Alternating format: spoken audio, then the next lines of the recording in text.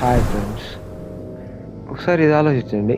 ఒకవేళ ఈ ప్రపంచంలో నువ్వు చూసే ప్రతి వ్యక్తి నిజానికి నీ మనసు సృష్టించిన పాత్రలైతే, మీ అమ్మగారు, మీ నాన్నగారు, మీ ఫ్రెండ్స్, మీ అక్క చెల్లెళ్ళు, మీ అన్నతమ్ముళ్ళు, రోడ్డు మీద నడిచే అపరిచితులు అందరూ, వాళ్ళందరికీ జీవితాలు ఉన్నాయని నువ్వు నమ్ముతున్నావు.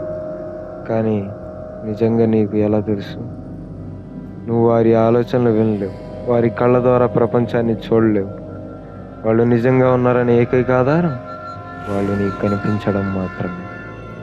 ఒకవేళ ఈ విశ్వంలో నిజంగా ఉన్న ఏకైక వ్యక్తి నువ్వే అయితే, మిగతా వారందరూ నీ కోసం సృష్టించబడిన పాత్రలైతే, అప్పుడు ఒక భయంకరమైన ప్రశ్న మిగులుతుంది.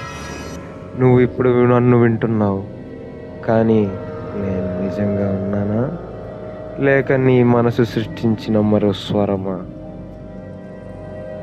ఇప్పుడు చెప్పు, నువ్వు తప్ప ఈ ప్రపంచంలో ఇంకెవరైనా నిజంగా ఉన్నారని నిరూపించగలవా?